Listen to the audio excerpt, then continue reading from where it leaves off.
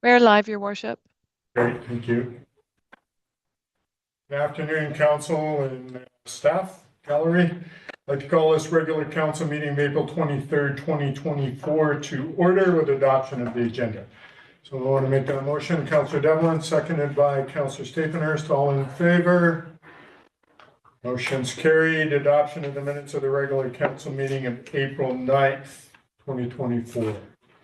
I want to make that motion. Councillor Devlin, seconded by Councillor Lucel. All in favor? Motion's carried. Any business arising from those minutes?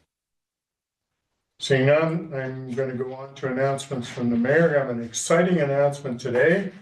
I want to introduce the council and staff and to the public.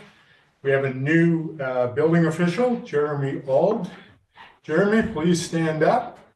Jeremy is one of our staff who had worked his way up, started as bylaw enforcement, and under his own volition, he approached Mr. Gips, asked what he needed to do to get to being a building official, and took that long list that Kenny gave him, applied himself, and under his own expense and his own time, educated himself to building official, and officially started yesterday. So if we can just give Jeremy a warm welcome. Jeremy, thank you for doing that. We're excited to have you on board in a different capacity, and looking forward to your new work. Yeah. Any words of wisdom from you? No wisdom yet. All right. Well, congratulations and welcome aboard. Thank you. Appreciate it. Thank you. All right. We are going to move on to item 7, delegations and presentations. We have Will Creative Group here. Uta is going to do a presentation. Mr. Parliament, do you have any comments? Yeah, thank you, Mr. Mayor. So before we start, as you know, we have aggressively pursued updating our corporate logo, the City of Revelstoke's logo, and we've gone out to the public and we've received a lot of feedback. And I just get the sense that council wants to make sure we get this right as we move toward this overall effort to improve communications and revamp our website. And that starts with a new brand, and it's more than just a logo. So what we've decided to do is lean on some expertise in the field to share some of their work that they've done in the past with some of our neighbors just down the street on what a brand strategy is all about, and make sure that we do get this initiative correctly done and engaging with the public, et cetera, as we move forward to a new brand. So with that, we've invited Will Creative to share with you some of their areas of expertise when it comes to brand strategy, brand guidelines, and identity. Thank you. All right. Uta, we will leave the presentation to you. Thank you. You are muted.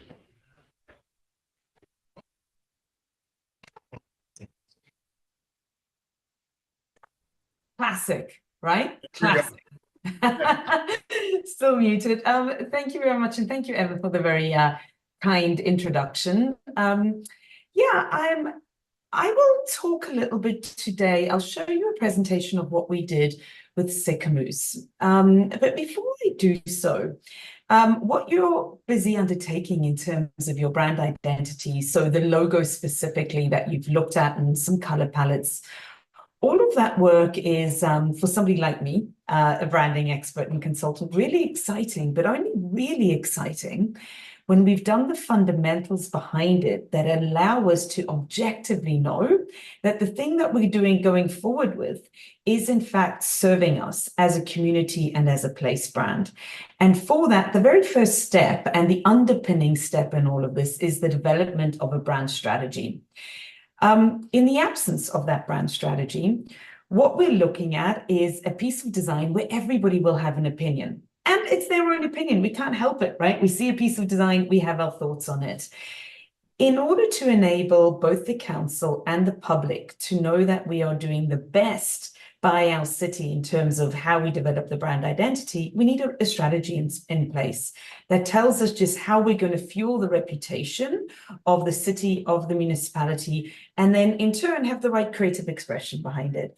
So it will certainly serve you in your next steps and decision making around your identity and your logo, to have a objective measuring stick in place, which is the brand strategy. And what I'd like to do now, and Evan has gotten permission from Sicamous, is to share with you the brand strategy that we collectively worked on for Sicamous. And I just want to make sure, can everybody see what's on my screen now? Yes, we can. Thank you. Okay, excellent. So ultimately, in place branding, brand creation and brand management is no different to reputation creation and reputation management. And that's the fundamental premise. If we build everything up on that sentiment, then we know that we're continuously building our brand across all 4 pillars of work, play, invest, visit. Now, reputation for a place is built just like our own reputations. So Matt, only because you're the person that I can see there on the screen, your reputation is built out of what you do, how you choose to do those things, and importantly, why you have chosen to do them. That's your reputation. And the exact same thing goes for a place brand. So for the city of Revelstoke, it's what we promise as a city, how we uniquely deliver upon that promise, and really importantly, why we exist for the community. What's our belief system, right? What's the culture and the kind of sentiment that informs our decision-making on what we promise and how we deliver to do that? And that's the basic principles of doing place branding. Understand why you exist for your residents and for larger communities, so i.e. attracting others, what you uniquely promise and how you uniquely do it. 3 simple things: why, what, and how. And if you have that in place, we can all collectively, as a council, as the municipality, but importantly, as a community, businesses and residents alike can actually collectively have the right sort of construct to go and form the reputation together. In marketing terms, we kind of talk about the brand purpose, the brand promise, the brand essence, the brand spirit. But honestly, I don't care too much about this. It's really the why, what, and the how in terms of the city of Revelstoke that we've got to understand.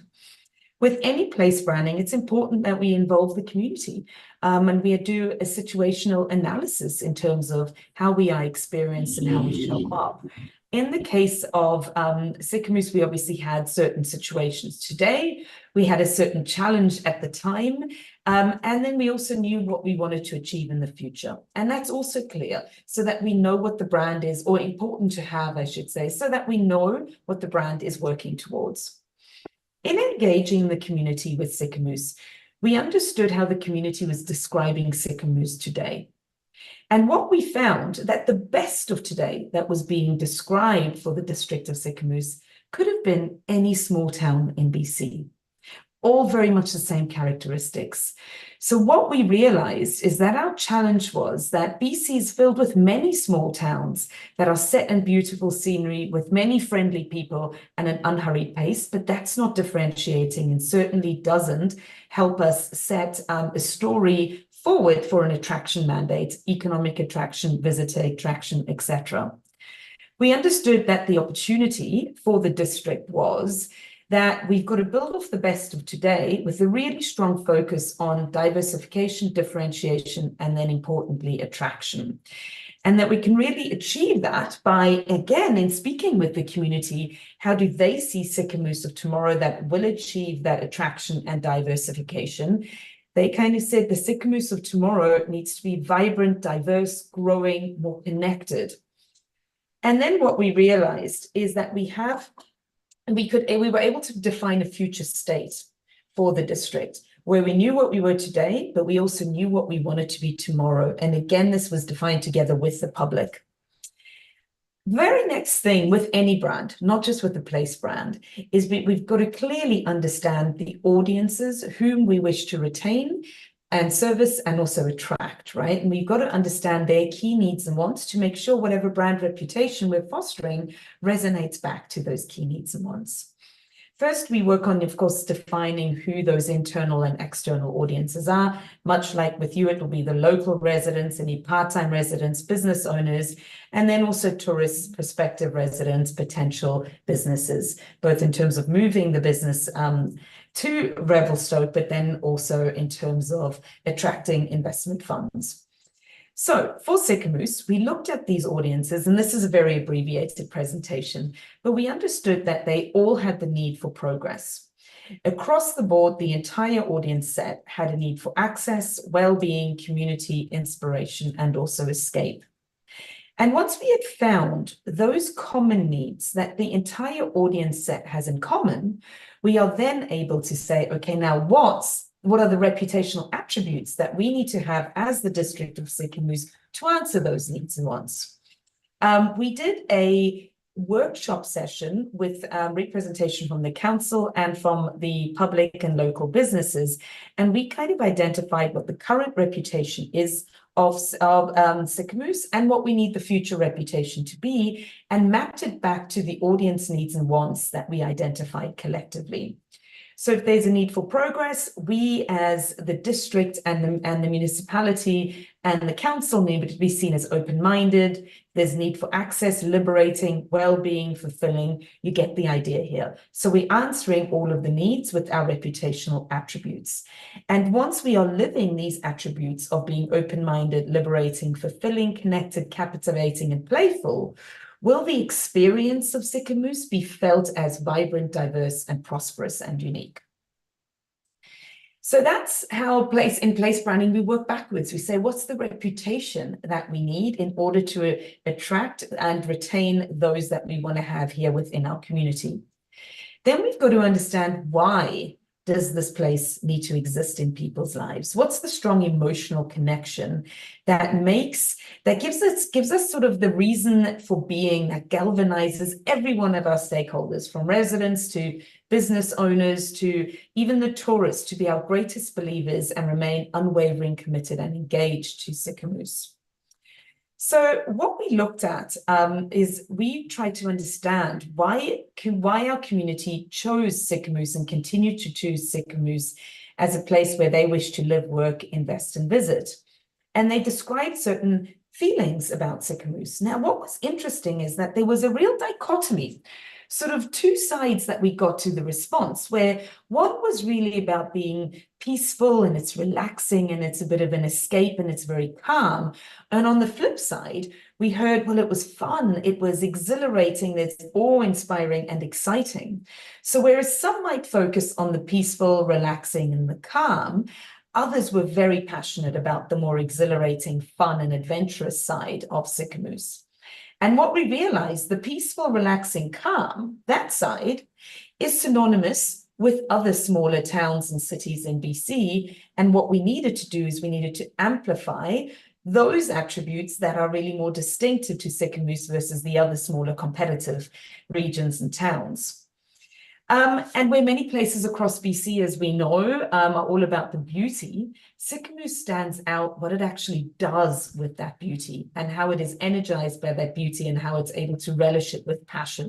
It's not a sleepy BC town. There's way too much to do here and there's far too much energy here. So why we came to is that belief of Sicamous being a real way of life.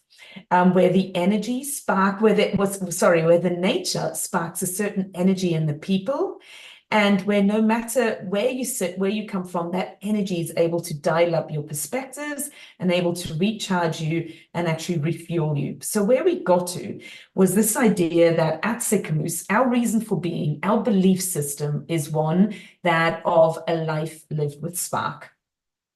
And that spark designates living in a vibrant community. The spark designates the rejuvenation of an escape, but also attracts those who are seeking an inspired work-life balance.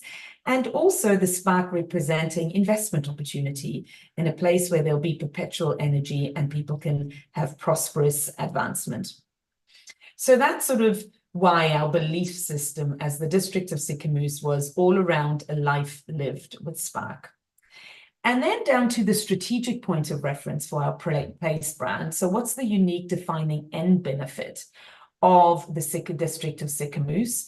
We had to identify that and importantly substantiate it with facts and assets as reasons to believe currently, but also then identify within the future municipal planning, what are the facts and assets that we need to garner in the future to substantiate this brand promise. So if Sicamous believes in a life lived with Spark, its promise had to be twofold, where it offers opportunities that ignite and renew personal and business lives, but also offer opportunities to continuously rejuvenate these lives. So it's not just a start, but we have enough energies to sustain it all year round. So importantly, we need to evolve from this idea of being relaxed to actually being continuously rejuvenating, where we think beyond recreation, where we launch more than boats and snowmobiles here. We actually launch lives, business and personal lives, and we do so with passion. So this idea that you can actually, you're in a location and with surroundings and the right affordability and the right network to have the support to launch a family, launch a business, a career, launch your retirement, or simply just ability to launch a school, or any kind of vacation home that you might like. But the idea is that we don't just launch it, but we propel your actual chosen life. So there's a continuous moving forward in Sicamous. So we net it out at a promise where we have the opportunities to launch and propel life, so to keep it going.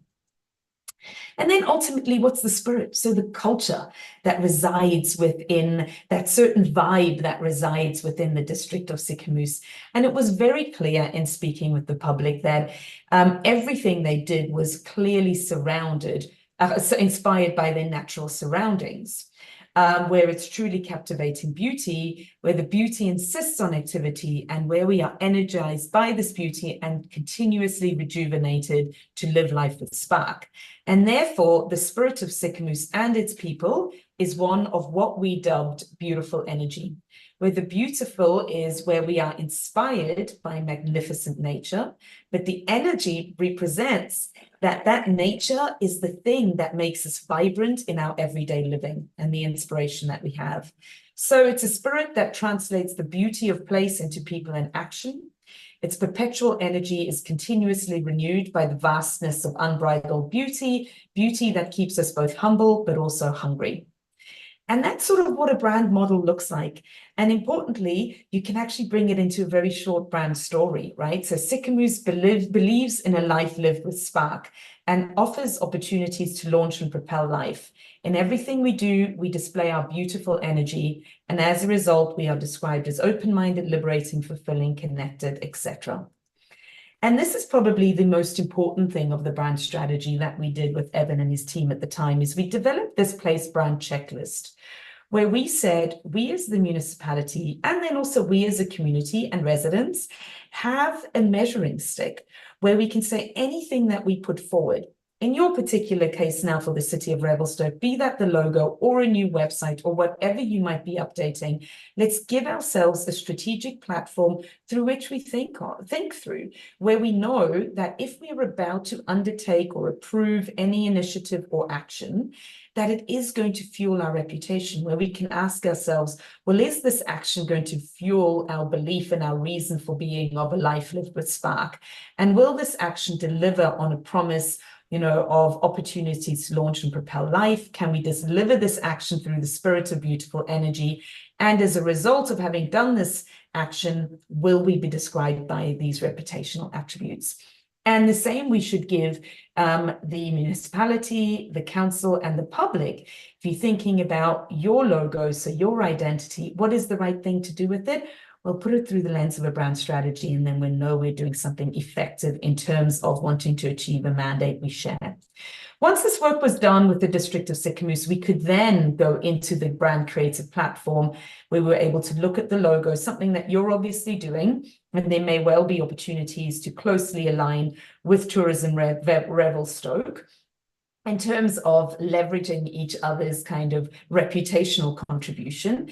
But then beyond the logo, you have an exciting sort of palette to deal with, not just your color palette, but graphic devices and numerous other graphic and moving elements for contemporary branding. And exceptionally important these days is the tone of voice. So we don't just have the right key messaging that we will derive from the brand strategy, but we also say it in ways that is really distinctive and engaging. With Sicamous, you can see how the life lived with Spark garnered or created and inspired us to develop this sort of handwritten and sort of signature-like mark, but with that sun interpreted as a spark, and the idea of live more, that it's not just actually a place just to come houseboating, but there's a lot more life here, and you're able to live more in the various facets of life. Obviously, the logo was looked at in various formats.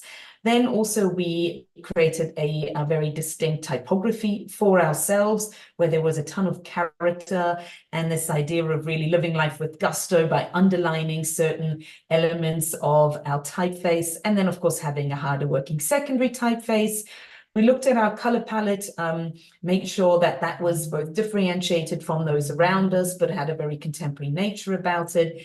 And then started to look at the various color combinations coupled with some messaging, and then went on to developing some key materials for the municipality and for the city, and made sure that we had distinctive icons and patterns that we could very easily and cost effectively apply, whether it's street banners or new signage or any kind of communications from the municipality out to the public and businesses.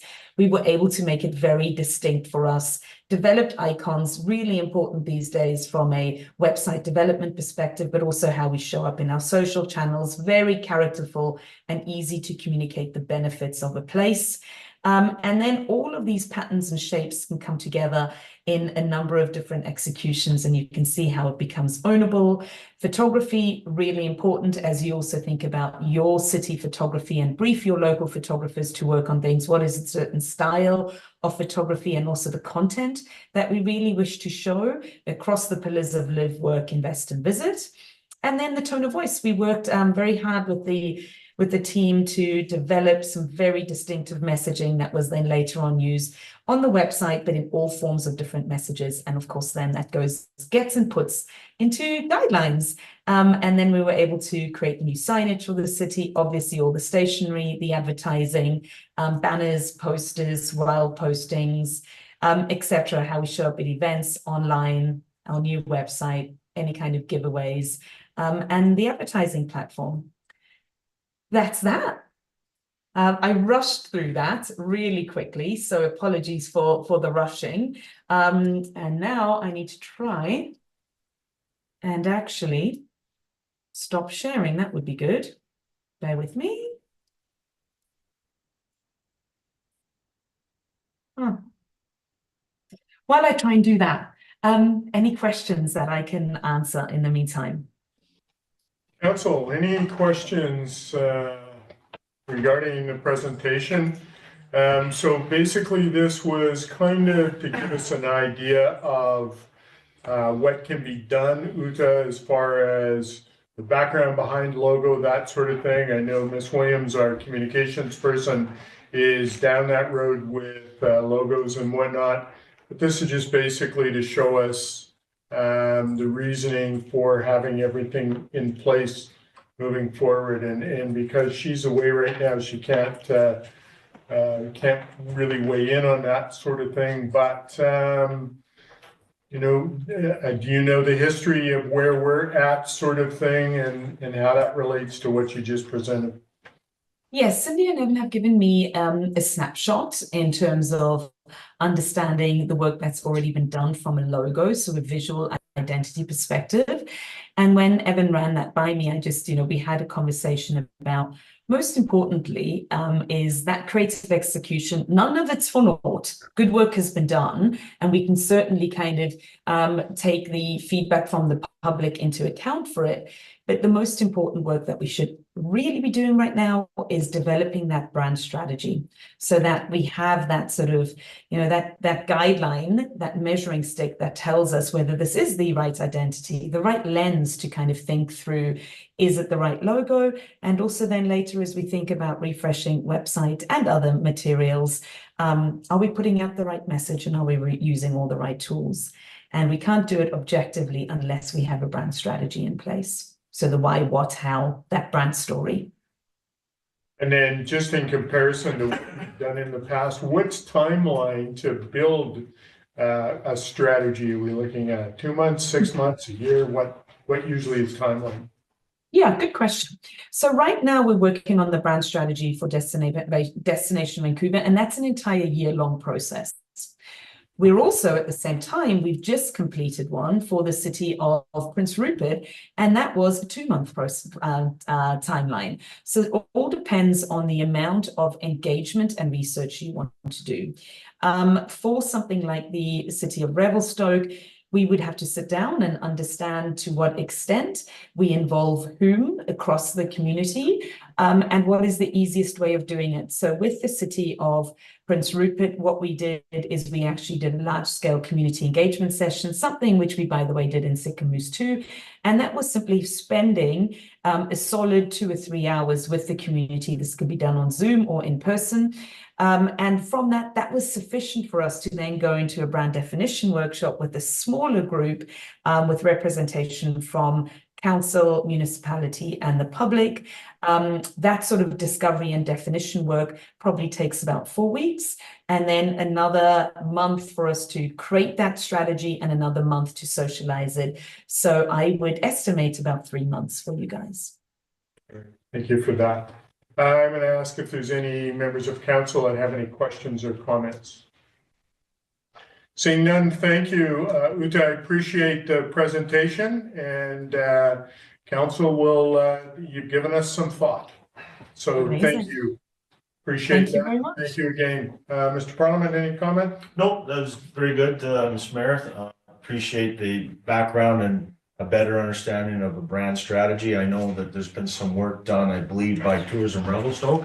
So we're going to check with them and make sure we get this right. And if it means another 2-3 months, we'll be reporting back to council. But it's important that the public understand that we are consulting and we're taking this very seriously. We want to get it right. So I look forward to another update before council. Good. Thank you.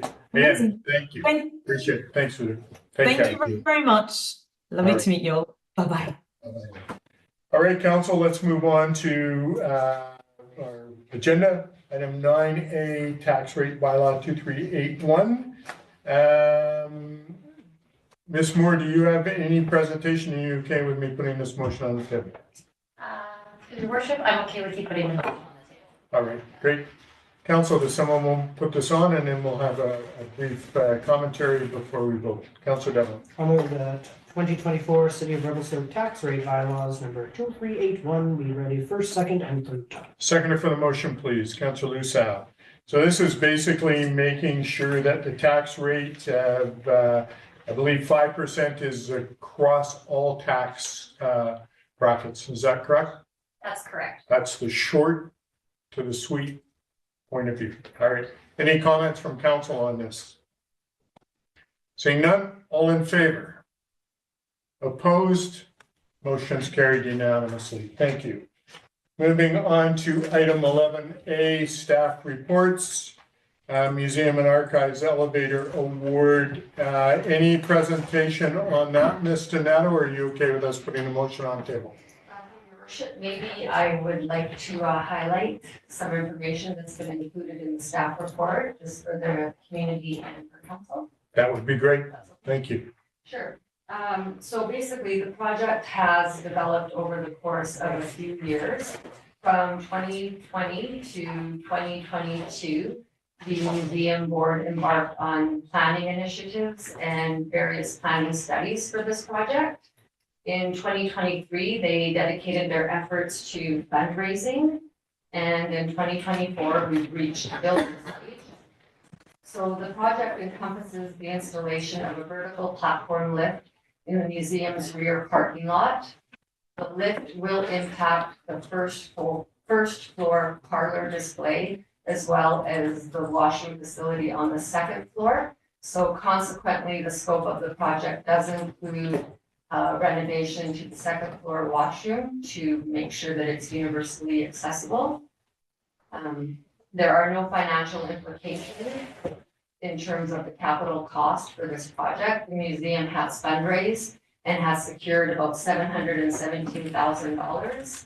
$625,000 of that are from grant funds, with $92,000 from private donations and business sponsorship. The total project cost is about $648,000.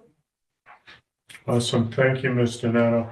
It's great to see this come to fruition. It's been a long haul for them and for the city, and we're appreciative of it coming forward. Let's put the motion on the table and go from there. Councilor Lusano. I move that the contract for the museum elevator be awarded to Gibraltar Holding Ltd. for the contract price of $583,879.14 plus applicable taxes, and that the Director of Corporate Services be authorized to execute the contract between the city and Gibraltar Holdings Ltd. Seconder for the motion, please. Councilor Staplenhurst. Any questions of Ms. Donato regarding her comments? Councilor Palmer. Thank you, Mayor Souls. The question I have is on the ongoing maintenance, and it's in the report, approximately $1,000. I'm assuming that that's going to be for the next few years, kind of, that nothing should go wrong with it. Do we have a sense of what costs of, future costs of repairs and that kind of thing, what they would look like, or is that going to be something we're going to be looking at 5 years down the road? Mr. Donato, any comment on that? Your worship, I do not have an estimate on repair costs, but the annual inspection is about $1,000 a year. Okay. And then from there, if there were any deficiencies or any issues that came up, we would have to deal with it at that time, but we can work with the contractor to develop a maintenance plan. And then a subsequent question on the guarantee. So is there a time that service guarantee that for any repairs that would happen in for a year or 2 years, or You mean like a warranty? a warranty? Yeah. Your worship, I do not recall off the top of the warranty this time. Okay. I can definitely look into it and get back to you on that. Thank you. Okay, all right. Any other comments or questions for Mr. Donato? Seeing none, I'll call the question. All those in favor? Opposed? No, motion's carried unanimously. Thank you, Mr. Donato. Moving on to item 11B, Economic Opportunity Fund recommendations. Does someone want to put that? Oh, Miss Moffat, you want to do a presentation? No presentation, but I'm here to answer any questions. Okay, so let's put the first one on the table and then we can ask questions. Someone want to do that, Councilor Orlando? Oh, sure. Item B, that I move that a recommendation be made to the Columbia Shuswap Regional District Board to allocate $100,000 to recreational groups to maintain and expand trail networks, backcountry amenities, and water access. So seconder for the motion, please, Councilor Devlin. Now, any comments or questions from Ms. Moffat regarding this? So can you just explain kind of in a broad sense for our public what's going to be happening with these funds? Yes, so the economic opportunity funds we get through the CSRD, and those are part of the PILT. So it's the payment in lieu of taxes. Right. And that's because of the dam up at Mica to allow for us to have other economic opportunities. So the funds for the backcountry access portion, as we know, backcountry recreation is a good economic driver in this community, and is continuing to grow, and that's outside of tourism. So most of those plans and projects are outside of the municipality as well. So we want to keep investing in that infrastructure and that trail network and those activities, because it is growing as an economic driver for our community. Perfect, thank you for that. Any questions, Councillor Lynn? Not a question, Your Worship, just a comment. So this is a recommendation from the Economic Development, or it comes from the Economic Development Commission. The EOF funds, Economic Opportunity Funds, are quite variable. They're sort of project specific, so they change from year to year. But yeah, I just think it's thanks to the commission members, the joint commission between the city and the regional district for considering these various projects and bringing the recommendation forward. And also thanks to the applicants who put a lot of work into and thoughtful work into their projects here, which are outlined in detail. If anyone wants to read about them, those applications are located in the package, so you can go read about everything they're planning to do. Perfect, thanks for that. Councillor Palmer? Thank you, Mayor Souls. Through to Councillor Orlando, just because you're on the commission and can speak to that, and it's more from a political lens. I'm just wondering, did the commission talk about so I'm in favor, just for clarity, I'm in favor of the motion, this particular motion. There'll be a theme on the next one. The question I have is one on sort of a long-term vision, how the economic opportunity funds are used, or is it kind of like a year-by-year ad hoc kind of process? I guess that's my first question, or if there's an answer to that. This year regarding these particular set of applications, I don't believe there was any long-term strategic discussion regarding how EOF funding has been used. Certainly going back a decade at least, the EOF fund, the PILT-based funding has been a political hot potato in between the regional district as well as various member constituencies, area directors. That's gone up and down. The current status of it right now is not something I'm aware of. I haven't heard much discussion, but I think on a practical level, the commission is tasked with processing applications on a basis and is not necessarily looking at governance issues as to how the larger funding is allocated. So that's my short answer. I don't know if Ms. Moffat has any other. Yeah, I think that sums up most of it. We do have some projects that look at more longer term, but most of them are an annual remittance that they want to come and apply for, as long as we see that that is a growing area for economic opportunities, then we will consider those ones, those applications. Yeah, thanks. So a follow-up to that, in recognizing that hot potato, as Councillor Orlando, recognizing that's In the there past. and in the past, and it can easily be that. Of course, yeah. That's not my intention here. It's understanding and where opportunities are. So one of the things I note with these, which again, I am in favor of this recommendation. These are good organizations doing great things for our community, and I applaud that and respect the commission's recommendations coming through on that. The secondary question that I have though is there arguably a lot of these are tourism related initiatives. They're directly related to tourism. So the question is, was that discussion at the commission table, and are these, and maybe more a question for staff, for Kat, is are these being supplemented in any way from tourism funds?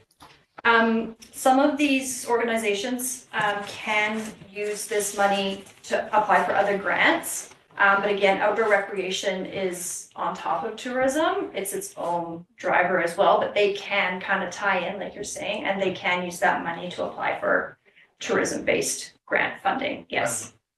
Thanks. And the motivation behind my questions is, the tourism funds has grown, and we're in this destination management role, and making sure we get the best opportunity, because the reality is, these are funds that could be used for other things. That's the hot potato thing, and what's the right thing. And we've entrusted that recommendation making to the commission. Again, respect that. I think that's all my questions. All right, thank you. Councillor Orlando? Yeah, Your Worship, just sort of following up on, tourism related activities. As Ms. Moffat has said, these applications can be used to leverage other funding, so that component of it can be the tourism component can also be derived from tourism funds. I think one of the key sort of themes of the destination management plan is creating facilities that residents enjoy that also are something that visitors would enjoy as well. So looking at, for example, Revelstoke Cycling Association, you know, I buy my membership every year, I ride bikes and are involved in them and certainly involved in riding the trails that they create. The Alpine Club of Canada also, the Columbia Mountains division is, you know, involved in trail growth and maintenance. They run, for example, you know, kids camps that benefit lots of local kids in the summer times for working families who want to see the best for the kids. So I would say, you know, that's you know, a local benefit as well. The Climbers Access Society, I'm not a climber myself. I don't know the breakdown of, you know, the percentage of people up on the wall in any one day, but many of them are local residents. So, you know, if there is that tourism component, this helps us leverage it. And yeah, again, paddle sports, we have a big paddling community, a growing paddling community here. Many of them are residents. Great, thank you. All right, one more time. Yeah, one more time, if I may get just sort of, yeah, and I agree 100%. These are awesome organizations doing great things for locals. They're also doing great things for the greater world. And as that grows, for example, the climbers, like it was kind of a very secret kind of thing going back a decade ago, secret in that not many people knew about, but now we're getting the reputation. If you talk about Brandon, we have the reputation of being a to-go place for climbing, and it's growing every day, and they're doing amazing work. I would encourage, whether it's these organizations or the commission, to really consider how to leverage other funds, and I'm sure they do that. It may be something that the commission might want to look as a partial criteria when they're looking at future applications. With that, I'll Thank you. appreciate Appreciate your comments. I'll ask one last time, any other councillors with comment? Seeing none, I will call the question. All those in favor? Opposed? Motion's carried unanimously. Item number 2, please, Councillor Lano. Yes, number 2, I move also a recommendation from the Economic Opportunity Fund, the Community Economic Development Commission, or Economic Development Commission. I move that a recommendation be made to the Columbia Shuswap Regional District Board to allocate $30,000 to the Revelstoke Chamber of Commerce to expand the Revelstoke Ambassador Program to all sectors and create additional workforce development training opportunities. Seconder for that motion, please, Councillor Lucet. Discussion on that. I think this is a great program. Years ago, we had the Superhost program here, probably going back 30 or 40 years. And having this ambassador program is a great way for those who are new to the community, who are just new to the workforce, to be able to expound on the benefits of coming to Revelstoke and be able to speak about it. So I think this is a great thing. Ms. Moffat, any comment from your perspective, because you're kind of involved in how we do those things? Yes, thank you, Your Worship. So we've been working closely with the Chamber on doing the expansion project. So previously it was more a program set up for the tourism-based sector. Right. But as we know, living in a community that is a resort municipality, many of the businesses are non-traditional tourism-based businesses now. So we want to be able to expand the training and the opportunities to all businesses. So they have an equal playing field of, if a guest approaches them, they can answer a lot of the questions about the community, similar to the tourism-based businesses, and then they can have any benefits and perks that come along with that. So I know the Chamber was looking at some additional things, which I don't know if it's confirmed, but there's things such as shuttle passes and how they can help employees like get reduced costs on those types of things, or free passes. So increasing this program is going to be really beneficial to more of the business community and outside of the municipality into the CSRD area B too. Okay, awesome. Thank you for that. Any questions from council? Seeing Councilor Palmer? Yeah, thank you. Mayor Souls, I guess this is, well, one that I just sort of have some mixed feelings about. But first of all, I'd like to state that the Chamber of Commerce has done an amazing job with the Ambassador Program. They're doing great work. I hear just positive stuff. And I think about some 30 years ago, under the Superhost program when I was in Whistler as a municipal employee at that time, we got the equivalent in those days of $800 towards a ski pass or other recreational opportunities.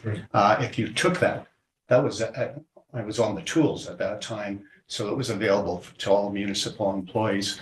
I'm not sure if this program is available to, it's a question I asked some time ago, but to our municipal employees. Without drilling down into that too much, this feels to me to be very, very much tourism, and I believe there is tourism funds going into that. And I understand that the Chamber of Commerce is looking at the expansion, so it goes beyond the tourism sector. But as Ms. Moffat said, it's so that when there's an interaction with the guests, so that's the visitors. So this feels very, very much tourism to me. And I remember that 30 years ago when, doing the Superhost program, now Ambassador program, it was training people like myself that when we had the interaction with the public, that we were promoting and being helpful rather than just being narrow in our own little job. So it was, had the greater. I think I'm going to vote in favor of this.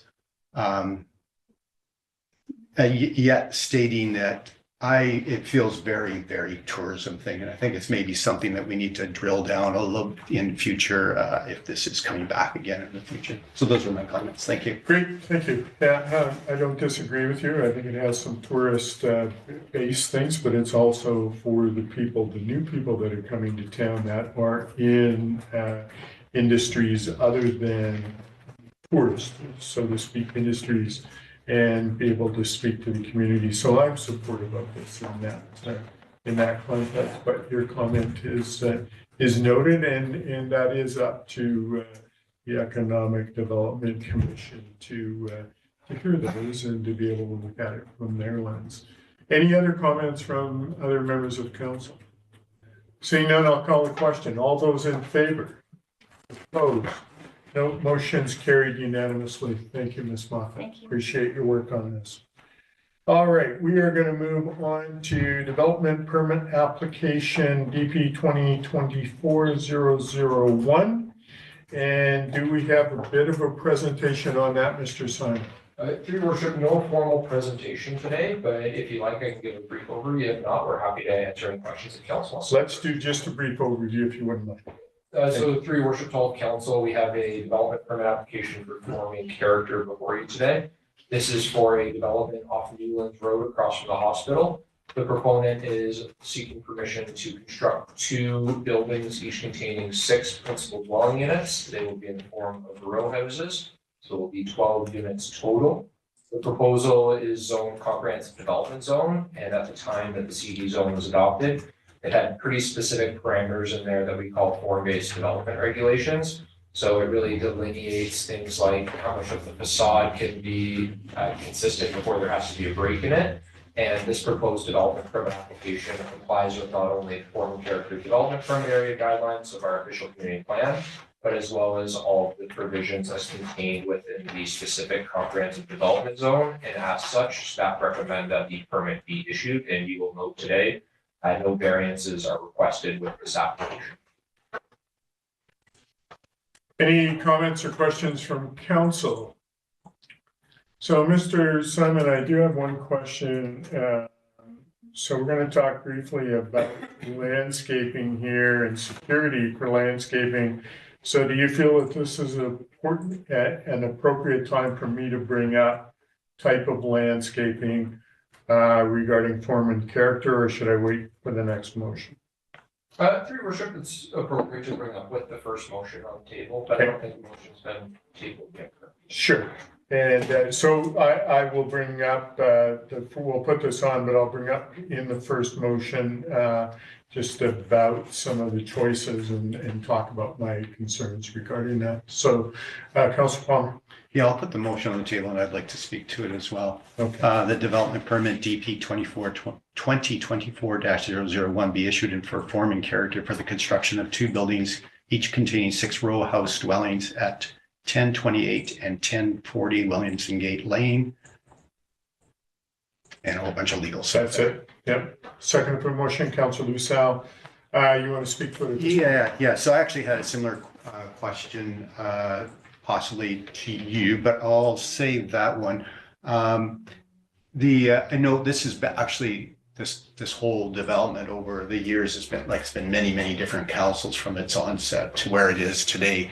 And if we were just starting off before the road was established, I think we'd be taking this a different direction. But we are where we are today, including and even stuff that council wrestled with the previous council. The question that I have through to the planner is any comments on the zoning changes and the provincial changes and the changes the city has already made. They're not asking for any changes here, so I'm understanding it's 2 6 units, but they're not having secondary suites in the units. Hypothetically, could these under the current or future regulations have secondary suites? Through your worship, Councillor Palmer, no. They're only permitted to have row house dwelling types on the specific property as per the CD zone. Okay. And that's because of the, through the mayor, that's because of the CD zone restrictions. Through your worship, yes, that's correct. Okay. And the provincial regulations would not override in this particular case. Through your worship, Councillor Palmer, the provincial regulations, they apply to what the province deems is a restricted zone, and this zone would not constitute a restricted zone under the legislation, so it would not be applicable. Okay. Good. And Mayor Souza, I have a question about the landscaping, but I'll let you do that. Okay, so I'm just going to ask about landscaping because 2 things that I'm thinking about: Fire Smart and Bear Smart. So, and I see, a variety of shrubs. My concern is that I don't know if we can limit what they plant because it's a strata. Concerned about cedar trees or cedar shrubs or whatever from a Fire Smart perspective, and there may be other things. And then from a Bear Smart perspective, the fruit trees, apple and cherry trees, and wondering if we could restrict those to other flowering trees that don't bear fruit, so there's no one needs to be responsible for harvesting these fruits. Just a question to you before we go further. To your worship, council could pass a resolution that would basically call for a revised landscaping plan to revise the materials that are proposed on there. Our development permit area guidelines, to be fully honest with council, don't give us a lot of leeway room on that. It more or less just says you have to have landscaping that's hardy to the Revelstoke climate. So we don't have specific parameters. But that said, if council did want to pass a resolution kind of indicating that maybe prior to issuance of a building permit so that it doesn't stall the development permit process, that the applicant have their landscaping plans revised to incorporate more Bear Smart, wildlife, to reduce wildlife attractant, something along those lines, I think would be fair, and then staff could work with the proponent to address that concern from council. I think that would be the appropriate thing to do. So let's get through this motion that's on the table. Councillor Palmer. Thank you, Mayor Souza. And I note that it's been referred to the fire rescue services, so I assume if there was a significant concern from their lens, that would have been addressed through staff. I do have a question though on the landscaping. So there is a reduction in setback, if I recall correctly, on parking to allow better landscaping. Is that Mr. Simon? Through your worship, to Councillor Palmer, are you saying specifically within the comprehensive development zone, there's a setback reduction? I might be mixed up. I thought it was in the report, actually.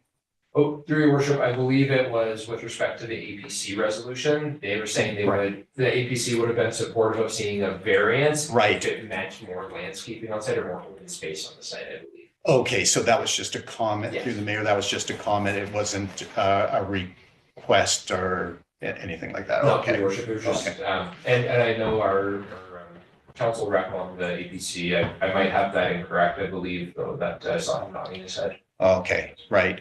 Okay. Yeah, I would have I would have been supportive of a variance if it made sense, that allows more green, even though it's more fuel. Thanks. All right, any other comments on the motion on the table? Councillor Lund. Your worship, just a thank you to the Advisory Planning Commission members for putting forth, for participating and putting forth their feedback and recommendations. A note, my personal note is that I do read them and I do listen to what they say. And with this application, they've been, positive. We've had other ones where I wouldn't describe it as positive. So I just wanted to put a note that I do appreciate that, and subjective opinion is, I think it looks great visually, but opinions are subjective, and I think when you bring those two things together, the solid proposals, great, good-looking stuff that people would like to have in their neighborhood, you tend to get those results from that feedback. So, yeah.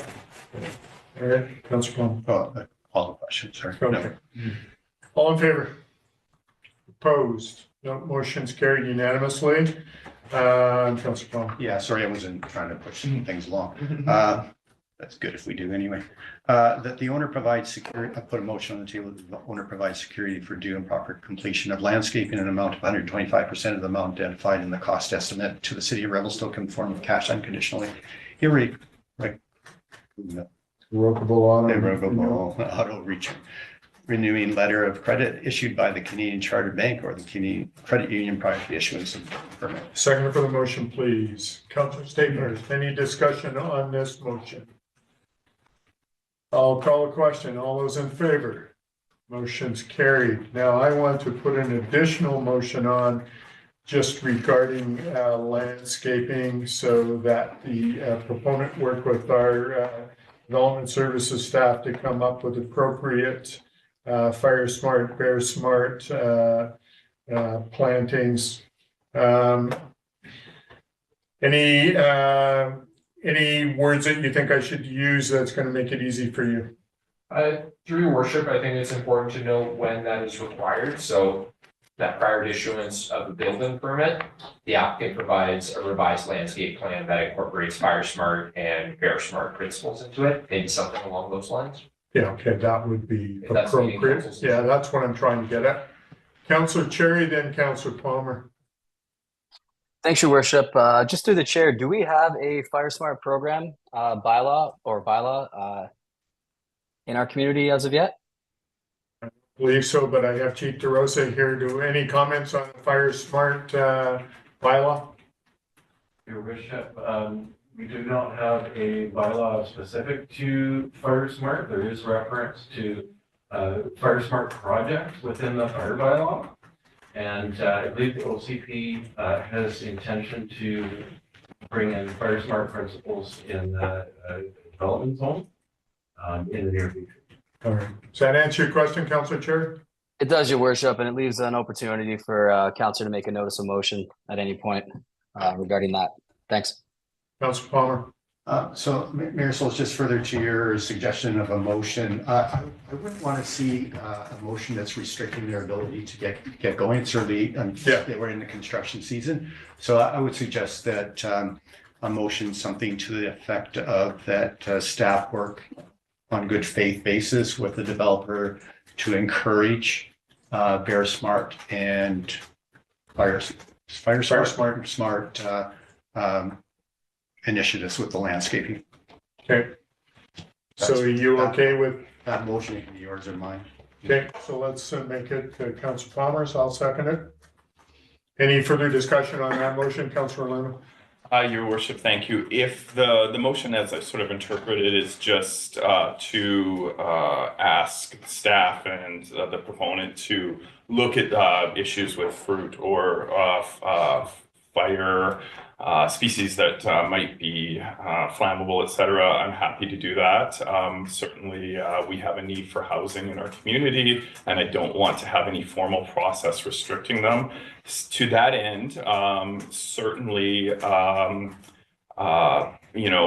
in my experience last year, having to run away from a fire in Kelowna from a subdivision that was built after the Philmon report, the 2003 wildfire, and was not affected, even though properties all around it that didn't have the landscaping were affected. That's because of having the appropriate landscaping and et cetera in place, in part, et cetera. So I am not aware at this point what is planned in the OCP. So I have a question of, or it's not the OCP, sorry, the zoning bylaw, et cetera. So I have a question of staff. If staff were to recommend the best way to get us to a point as a community where we have these rules applying equally to everyone going forward, I would happy to hear that and be happy to make that motion right now at the table today. But I definitely recognize you guys have a lot on your plate right now, and I want it to be integrated in the most sensible way possible. So if through the chair, I could request of staff to just give some thoughts on how timing would appropriately work and how it would work with all of the other processes that are in motion right now. All right, thanks for that comment. And my thoughts on this motion is not to delay anything. I'm okay if they carry on with exactly what they have planned, if they have a way to make sure that it's going to work for their group to harvest or to do whatever, and go from there. So we're just allowing you, this motion is to allow you to work with the proponent in the best way that doesn't hold them up.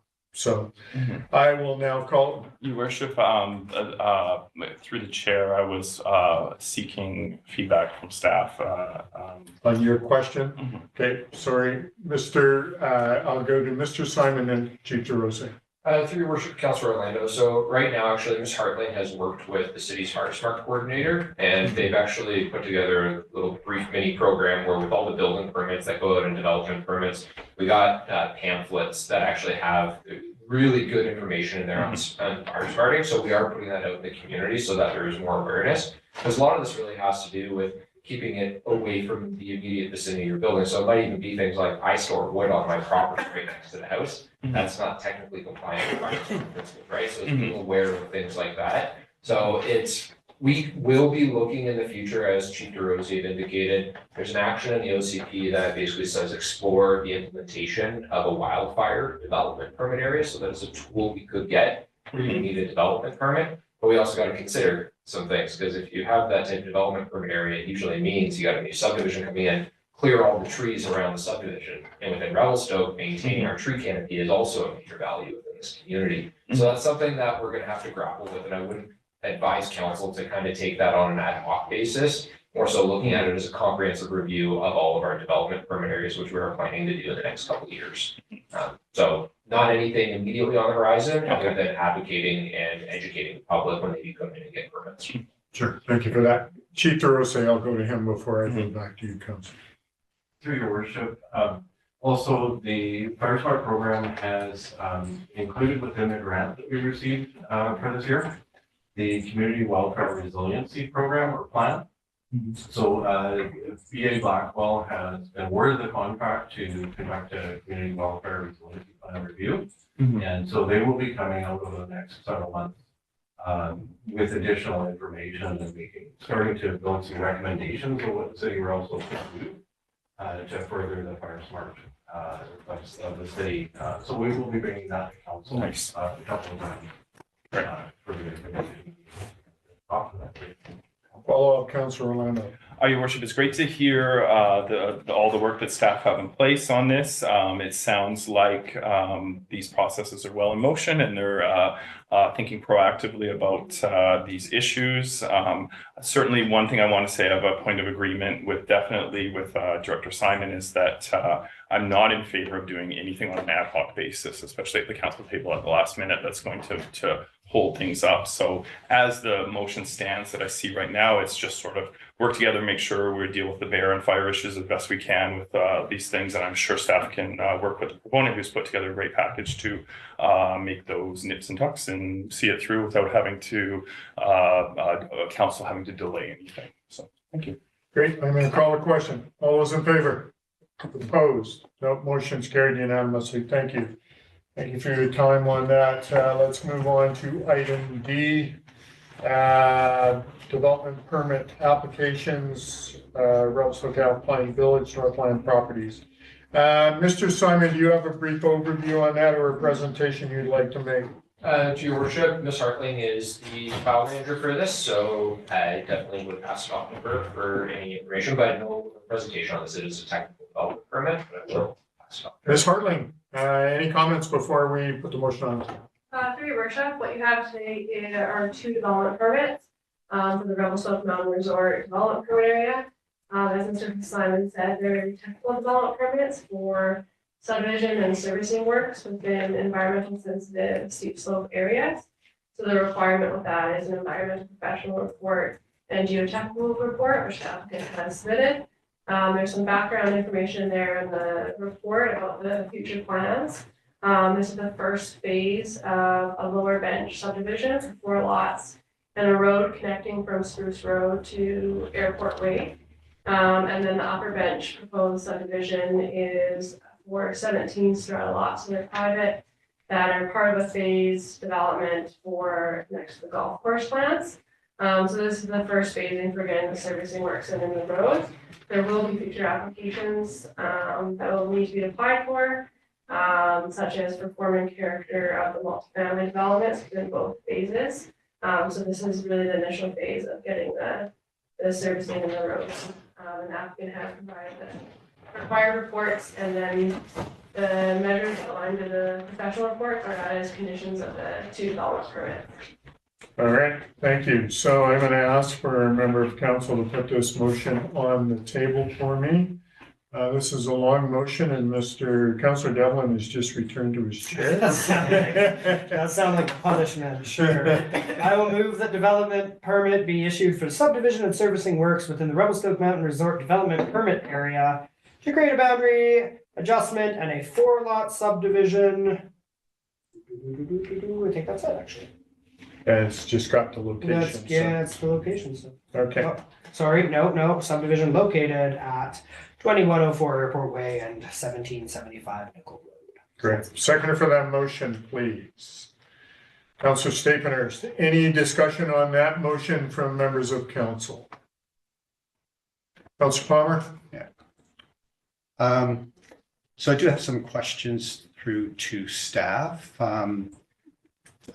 So there's no formal report yet. This is it's a pretty big development, and is addressing a number of things. It's a big development and moving ahead. This council did make a decision to give the developer fairly broad rights that would have otherwise, in the past anyways, required more public engagement. But anyway, question that I have is, one, did this go through APC and comments from APC? Ms. Hartling? Through your worship and council comment, no, staff did not bring it to the advisory planning commission. This type of development permit is a technical permit that staff had never taken a technical permit to the advisory planning commission. However, because it is a resort lands development permit, through a new procedures bylaw, it's not delegated to staff to issue. Otherwise, like any other development in the city, this would have been delegated to the director of development services for issuance. So it is coming to council for review, but it wouldn't do that further step to the commission. Right, thank you. So just to clarify, technically, this didn't even need to come to council. And if based on the theme that I've heard before from the planning department, that it's of enough public interest that you're having it come back to council for that decision making, even though you are have the authority to issue it. Resort lands are coming to council no matter what, is that correct? Through your worship, that is correct. When we did the development approval procedures bylaw, delegation bylaw adopted last July, council made the decision that everything in the resort has to come to council. So if this was outside of the resort lands, this was a kilometer down the road, this would have been delegated for staff to make. Right. But anything in resort lands, whether it's technical DP, forming character DP, always has to come to council as per our current procedure bylaw. Right. Thank you, Mayor Souls, for that clarification. And I'm pleased that's coming back to council. I remember when we gave the fairly broad development rights to the developer, one of the assurances that we received from council to move it ahead was that we would ultimately be the decision makers development permit stuff, even though the reality is we're kind of restricted how much we can actually do on that. Right. And it was a concern that I raised at that time, and that passed, I believe, on a split vote to vote in. So anyway, the secondary question on this is, was there any public notification given on the application? Ms. Hartling, do you want to weigh in on that because it was technical? Your worship, for even a forming character and a technical development permit, there's no required public notification requirements like you have for a variance or a rezoning or temporary use permit. I understand the applicant has provided information to neighboring residents, but that is above and beyond what's required through the city requirements. Right. Thank you, Mayor Souls. And certainly my questions are motivated. I think it's kind of obvious. And the concern that I have in general, so I'm talking just general, I'm not talking about Northlands, is the lack in diminishing public accountability in decision making. And we're seeing that at the local level. So and it's problematic to me. And we're seeing it very significantly at the provincial level. The accountability is disappearing, even to the point that public hearings are prohibited for rezoning applications. Before, just a few years ago, they were required, and now they're prohibited. So we're muzzled. And I believe the public should be alarmed at the lack of accountability. I do have some more questions. Mayor Souls, thank you for your patience. One member of the public did notice it and had some questions. And I think in fairness to them, and there are questions that I have as well. So I would like to ask those questions. I believe staff may have received these questions before in advance as well. Recognizing it was just published on Friday. And so even for those that are following council, the chances of actually seeing this stuff are pretty hit and miss. So my question one through the mayor is, why is it listed as airport in Nickel? Is there an access off Nickel? But there is also access from Shiel, and the impact is to Shiel, question mark. So do you have any comments regarding the address, and then secondary to how the property is accessed? So Ms. Hartler. Yeah, it is in a phased development, so what you're seeing is the lower bench, an upper bench doing a boundary adjustment, and then the lower bench access will have a through connection from Airport Way up to a road dedicated called Spruce Road that does connect to Nickel Road. So that's the lower bench. I'm not sure if you have the report up in front of you, seeing that connection there. So there's a partial already dedicated road, and then there'll be a continuation of that dedicated road.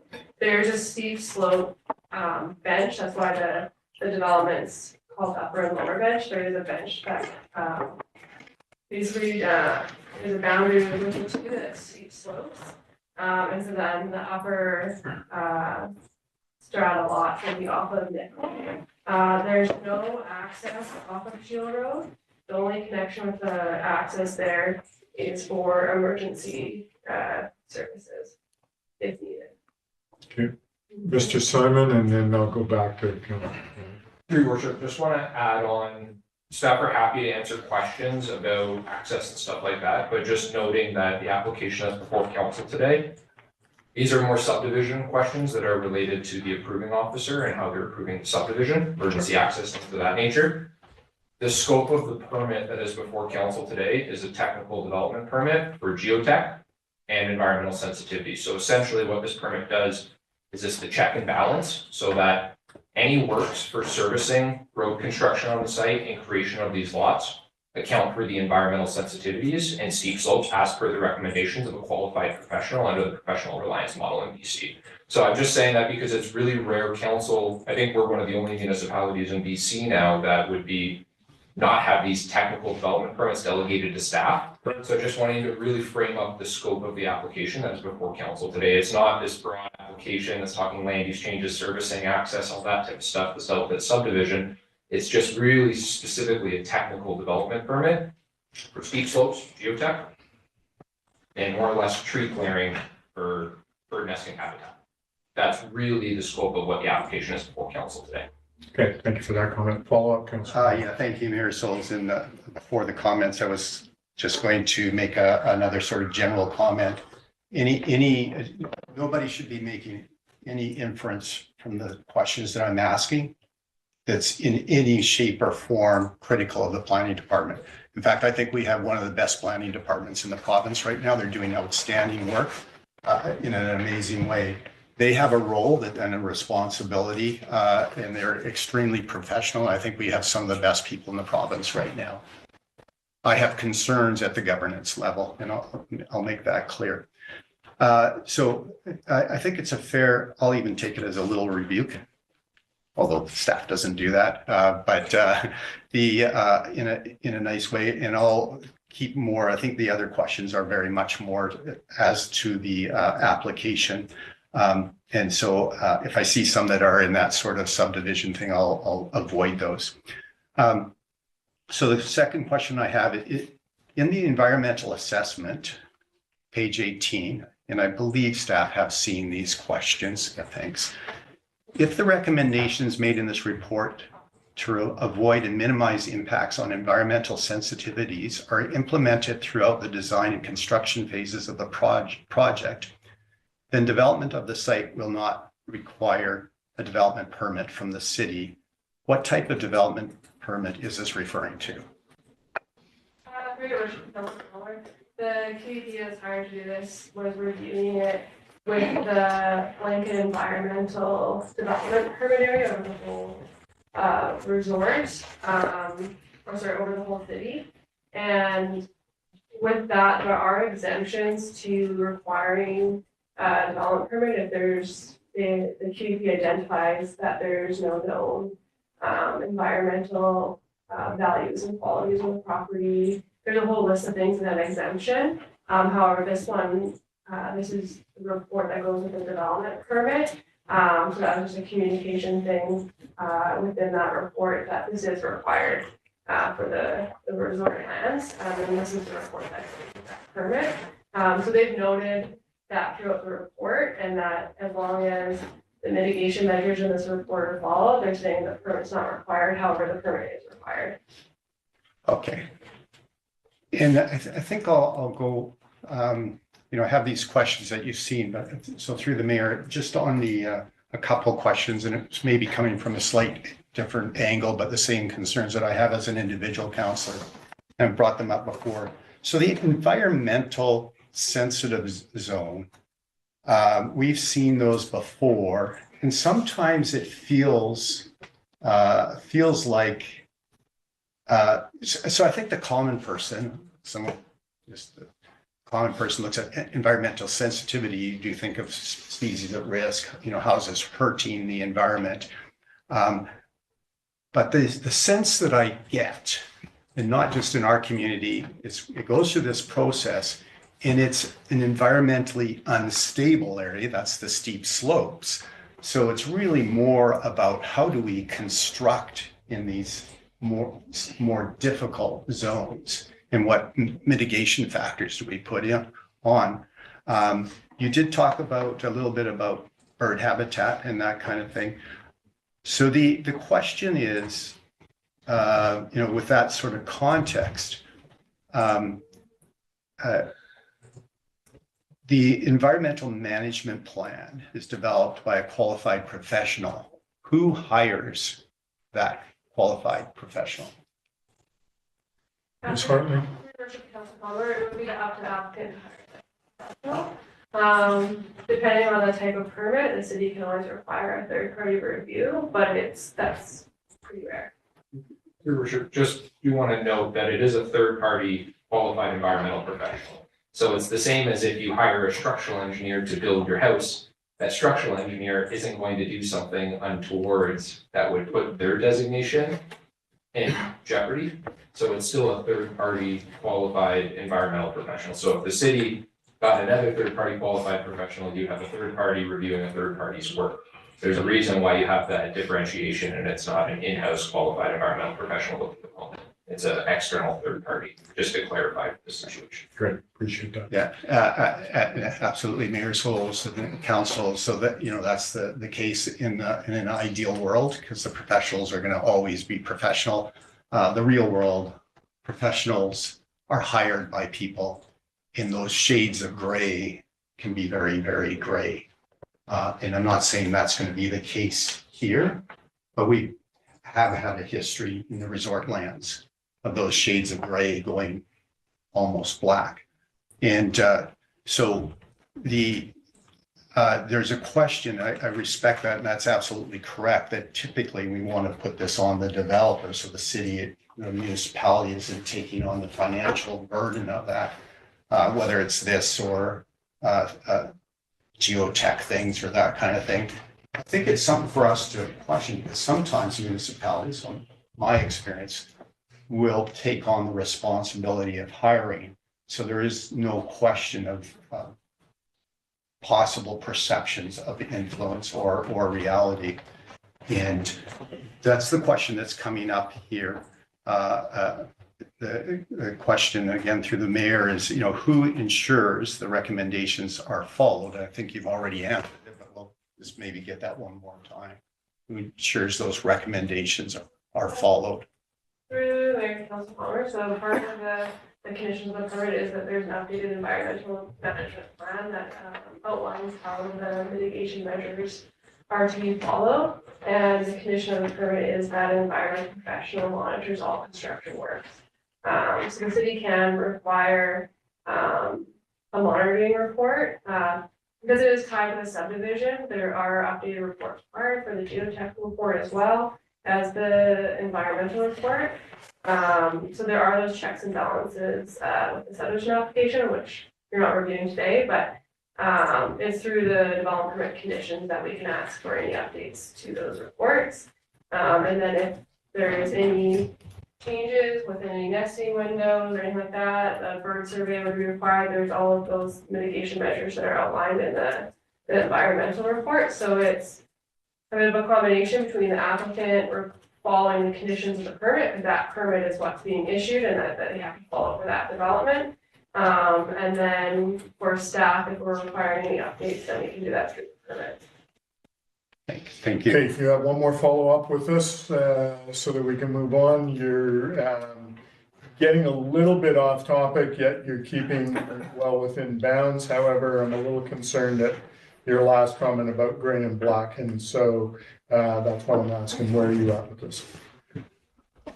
Mayor Souls, I'll retract that statement on the and apologize formally for in case that's misinterpreted.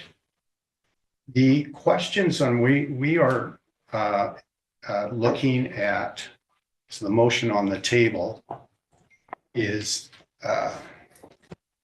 issuing a development permit. Right. And some conditions around that. It is my opinion as an individual counselor that these questions are related, and I've gone away from anything that's maybe off a little bit. This is what this is about. It's a change in our community and our responsibility as council. I don't personally, I was clear that I don't believe that we made a good decision on giving very, very broad development rights for a third, almost a third, a quarter of our city boundaries in the past. We did, and I respect the decision. I disagree with that. One of the things that we were told, and we ultimately said, okay, well, there's still going to be checks and balances at the development permit stage. So we've not required some of those other things. They've disappeared. That accountability's just disappeared. But I'm taking at face value that we can look at the development permit stage and what tools do we have as council? And there's major changes happening to the city, and many of our residents are very, very concerned about those changes. And what are we doing to ensure them? And so, I do have the floor right now. I have the right, so I'm not going to be shut off unless you decide to. My intention is not to shut you off. My intention is to move things along. Yes, I'm a little concerned. You've already apologized for that. You have more questions? I do. Let's move on with those questions. Okay, thank you.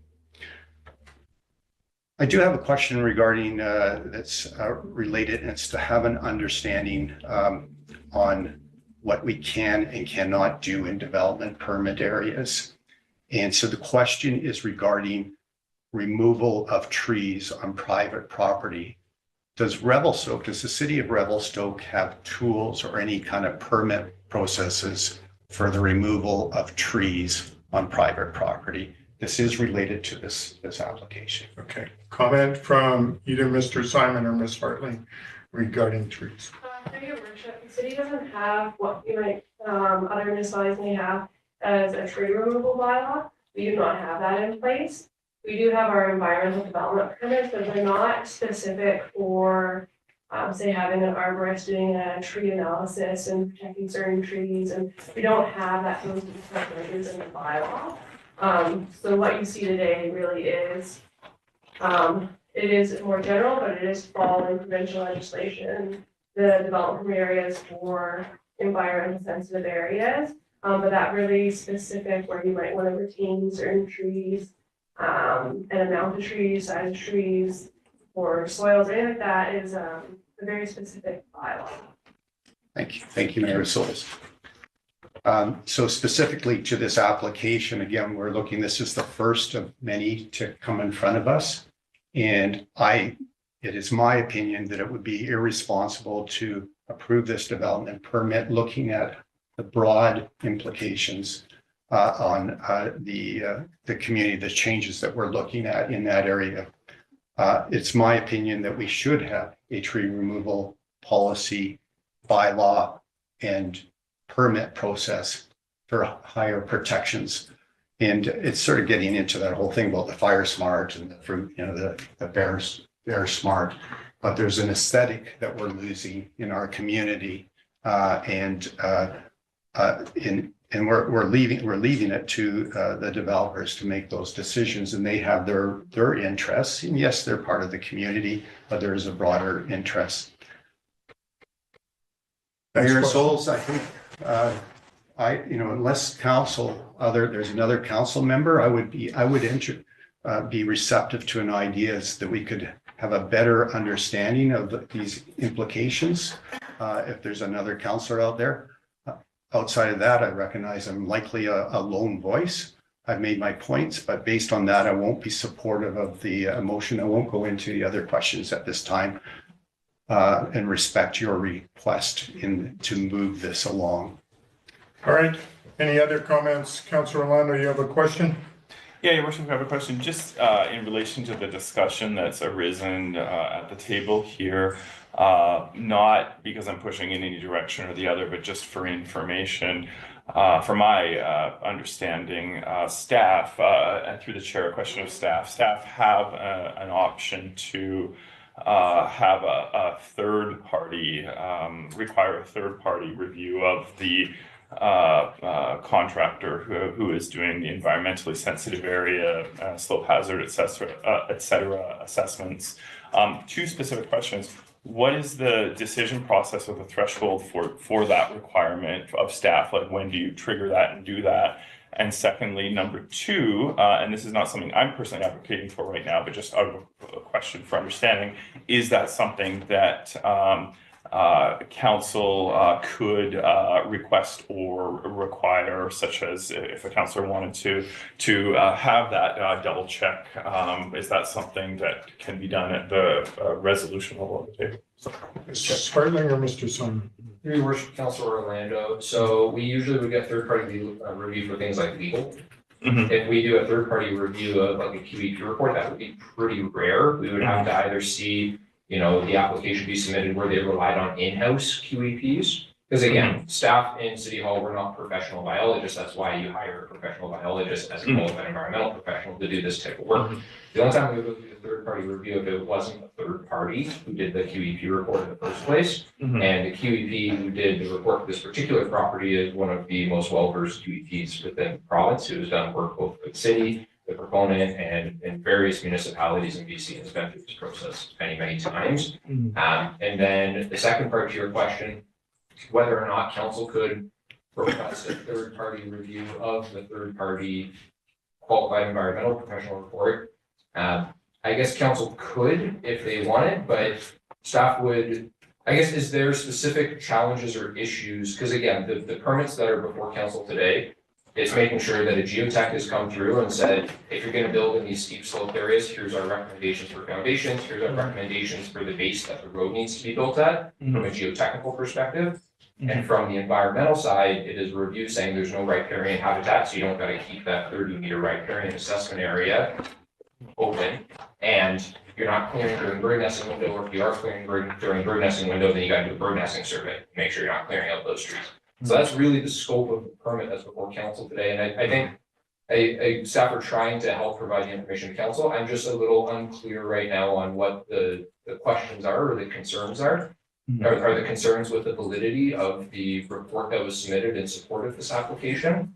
I'm sorry, I know I'm not supposed to be asking. No, but you're asking for clarification, so Councilor Orlando. Absolutely happy to clarify. I'm not, just to be super clear, I'm not questioning anything. I'm just riffing on the discussion that is happening at the table to find out in this situation or future situations if council would like to require that or do that. Is that something that we can do at the table? And also just to find out more information about what the decision process is initially while you're going through the staff processing and review of these applications. But I mean, to follow up as a question, it sounds like that's not a no on, you know, if that was resolution based, it could be required. I mean, theoretically. And again, to be 100% clear, I'm not advocating for anything anyway. I'm just wondering, you know, for information, because one of the issues that Councillor Palmer raised was whether changes to, you know, provincial legislation, et cetera, could have reduced our ability to have oversight, and whether there is an oversight tool available if it were the will of the council. So, your worship. Ms. Hartling. Just for clarification too, just because this is a technical development permit, council will be seeing future development permits for this lower bench community housing project. So where there's planting, landscaping, forming character of the development that's in place. So this is really to get the work started, but you will be seeing future developments and checks and balances along the way. Good. Through your worship, just trying to, again, getting back to the nature of the concerns, if there's concerns with pedestrian access, for example, those are forming character provisions that we can address at those future stages, right? So just really trying to understand, I guess, what the nature of the concerns, if any, are at the council table, so we can advise accordingly. Good. Councilor Palmer. Thank you, Mayor Sills. I do want to make it very, very clear that this report is professional. It's within the parameters that I would expect from staff. It's very well done. Note to other staff, it's a model of good reporting. Thank you very, very much. And there might be an interpretation that, you know, with the developer, you know, I have obvious concerns. The developer is also operating within their rights, and they're probably bristling a little bit from my, you know, analytics here. But they have been given rights. They have been given very, very broad rights that goes back from a long, long time ago. And they're exercising those rights. And even when this development goes ahead, it's you know, will be hopefully meeting some of the private sector housing demands that in this they presented that in a good way. It might not be what I would like to see, but it is an inventory that we're not seeing. So it's not a direct criticism of the developer. The criticism, the main criticism, is governance oversight And so I do have one more question that came up from the comments there. And it was a question that I had concern was pedestrian connectivity through the resort lands and how this fits into the big picture.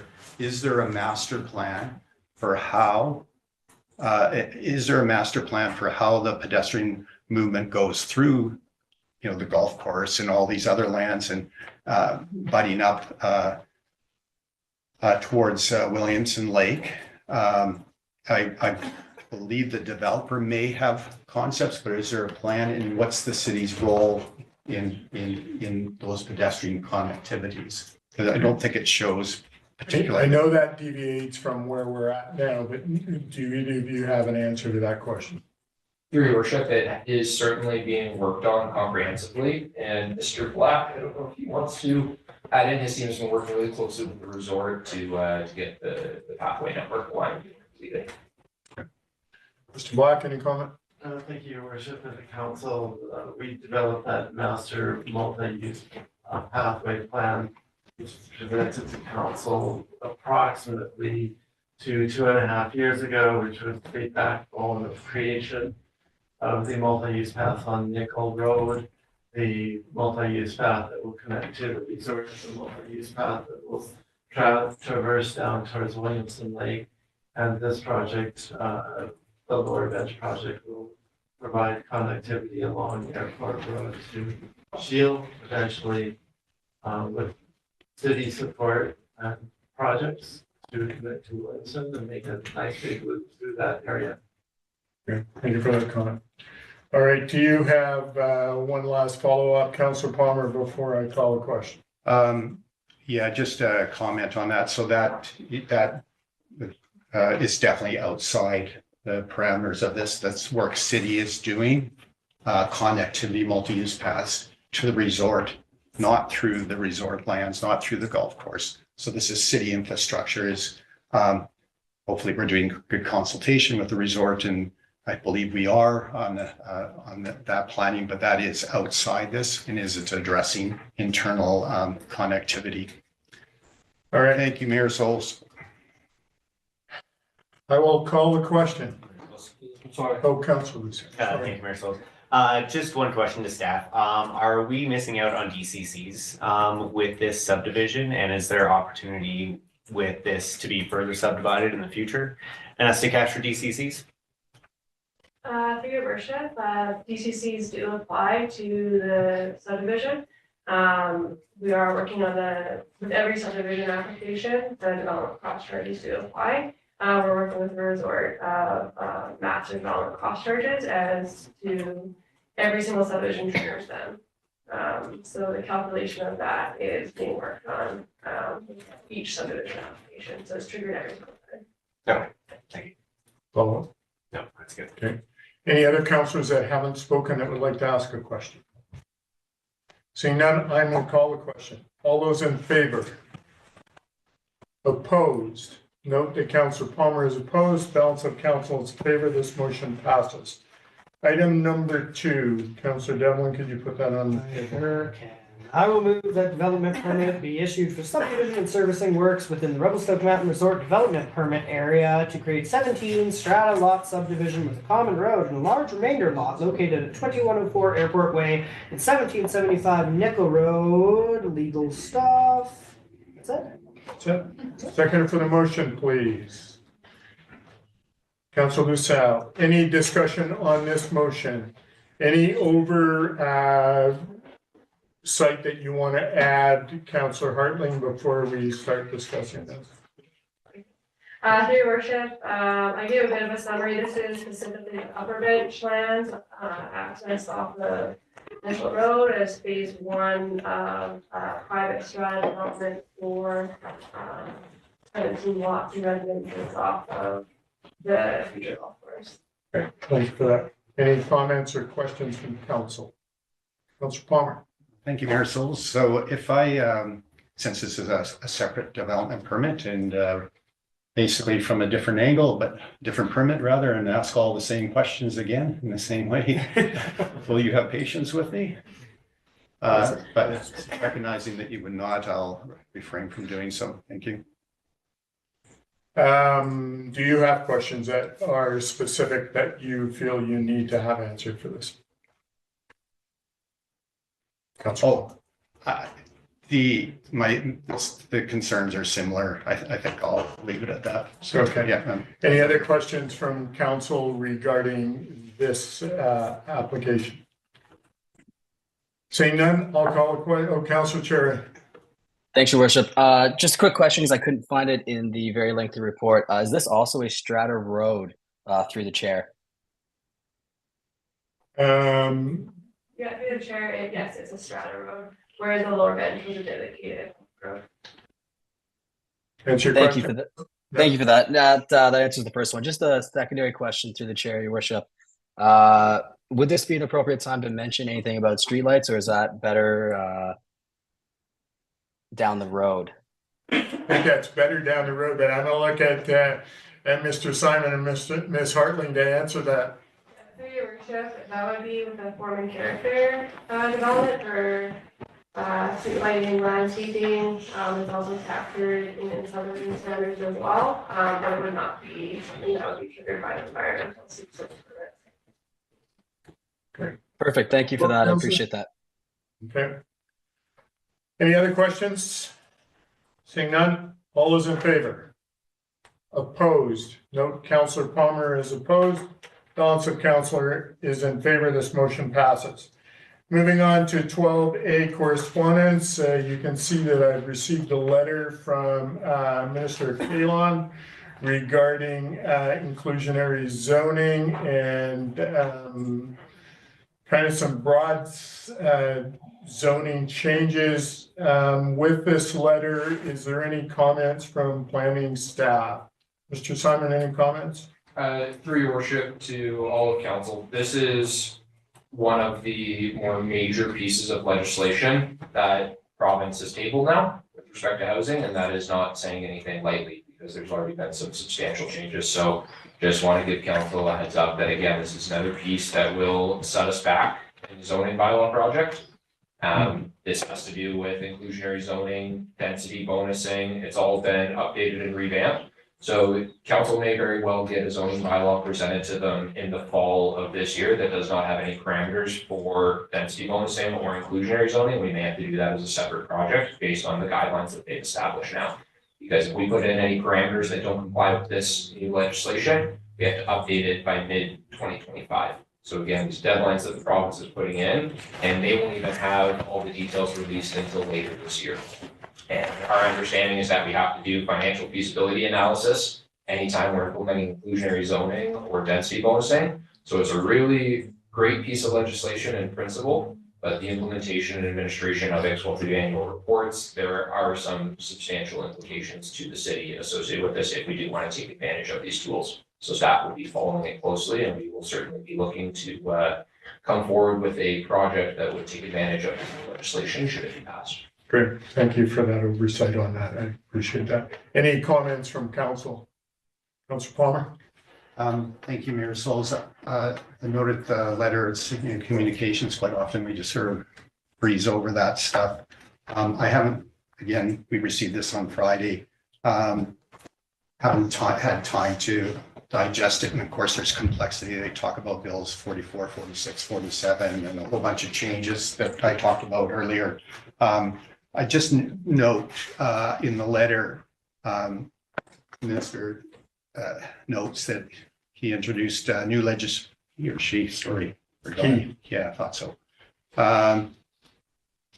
Introduced new legislation, Bill 60, intended to support local governments in their efforts to build more affordable and livable communities. The provincial government has gone into overdrive on changes to legislation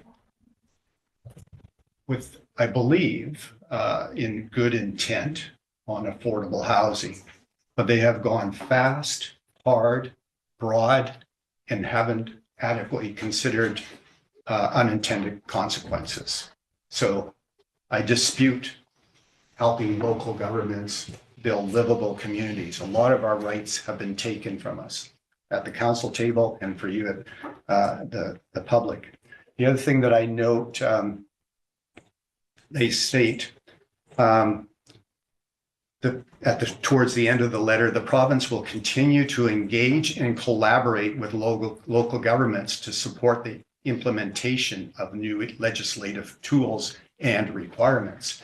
Again, there was at UBCM, there was lobbying from the municipalities to have more tools so we can be more in control of our communities and the kinds of things we were doing for whether it's how you create revenue or create affordable housing.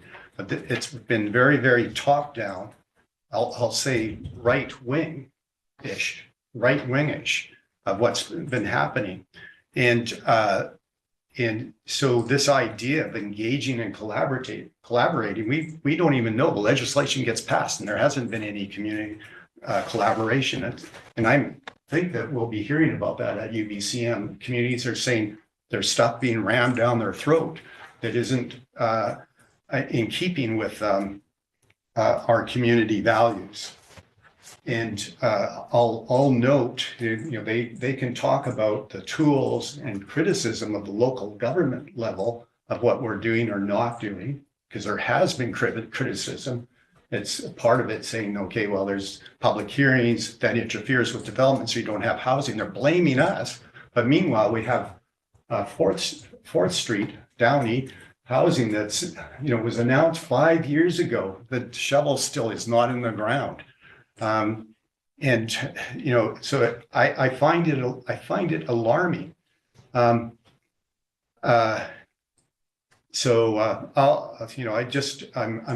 bothered about this. Obviously, I'm bothered about accountability of governments. We're going backwards really, really fast. We went through an era for, back in a century ago, there wasn't a lot of accountability, and we went through society of more and more accountability. And now that's being pulled away from the public and from local government. And so that's my concern on this letter, and we'll see where it goes. Thank you, Mayor Souls. Thank you. And I don't disagree. I think sometimes we see the engagement and collaborative process after local governments reach out to say, what are you doing? How are we going to implement this? How does this work? And that's the tendency to be the problem. Councillor Lando, you have a comment before I move on? Your Worship, and thanks to Councillor Palmer and the Mayor for comments on this. Thanks to Minister Kahlon for writing the letter to talk about the changes that are made. What I hear and what I believe to be the case is that the provincial government is trying to get more housing built and using the tools that it finds itself available to do that. But at the local level, especially in a small community like Revelstoke, it presents a lot of challenges to us because, for example, one of our long-term goals has been getting the zoning bylaw done, and we're on the 20-yard line now, hoping to finish it through the rest of this year. But some of these changes that the minister is talking about, really zap staff capacity, and we don't have that. They're all in the room, like how we're not a big community that has a whole backbench that we can just throw the work at. We've got to put our front line on it. I would just like to say in response to this, I would love to invite Mr. Kahlon or staff, senior staff, or anyone to come up and come up to Revelstoke and visit anytime, hear about some of the challenges that we're facing, hear that feedback, and also talk about some of the successes, such as our ongoing housing solutions project, which is I know staff have been working hard on on an ongoing basis to see the great work of the Revelstoke Community Housing Society, of which I'm the council delegate to that commission, in their efforts to advance the 420 Downey project in partnership with the province. And I just want to say that we have a lot of work to do, a lot of stuff to cut out to us, and I think both the parties recognize that us in our redoing our zoning bylaws in the province, and also looking at it that in order to meet the challenges for housing we need to face. So if anyone's amenable to that, basically just a nice letter back saying please come visit. We'd love to chat about our challenges and successes with the minister. Councillor Cherry and then Councillor Palmer. Thanks, Your Worship. I just wanted to encourage you that we all go to UBCM, that you and staff try to reach out and book us some meetings with some of these people in case they're unable to come to Revelstoke as Councilor Orlando suggested. And I hope to see everybody at council tables there this fall. Thank you for that comment. Councilor Palmer. If that was a motion from Councilor Orlando, I would second that. That's a motion. Nice letter. Welcome anytime. That's it. And then I'd like to speak to the motion. Okay. All right. Thanks, Mayor Souls, for your patience. Wearing thin. Yeah, so one thing I would like to point out, I think Revelstoke and the work that our staff has done, that we are an example for the province and how to do things right. We were ahead of the game. Planning was ahead of the game, previous council and this council, on changes in our zoning before this sudden and surprise announcement by the province, namely the broad allowance of carriage houses and garden suites or whatever they're called, and ability to have secondary suites and duplexes and row houses. Very, very progressive. And so that helped us to be ahead of the game. So the mindset, I think, was already there. And even right now, many of the communities are just scrambling and just throwing anything in to meet the regulatory requirements. And we're very fortunate, again, with the planning staff and the zoning stuff that we're going through, that we're going through a thoughtful process. And even though we're restricted, significantly restricted, it's very thoughtful, and it's been methodical over the last 3 or 4 years of where we're heading. And I'd just like to thank staff for that. And so if the minister does take us up on visiting, I think a little presentation from the planning staff would be quite prudent, and maybe the British Columbia government might learn something. Great. All right.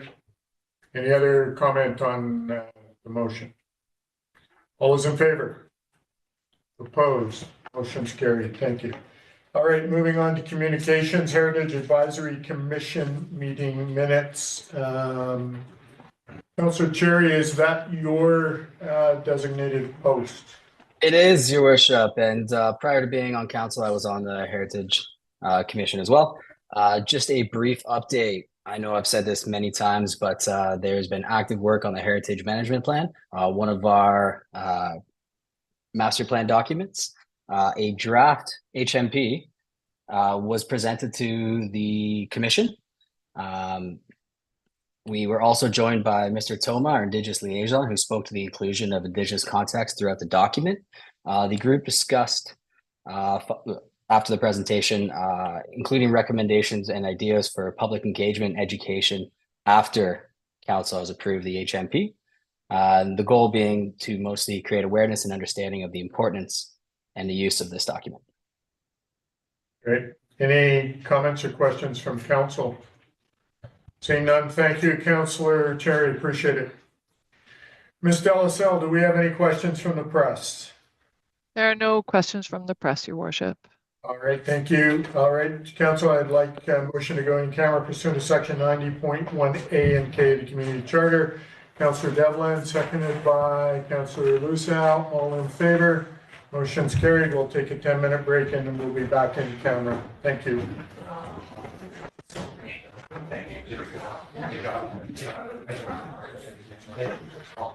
Okay.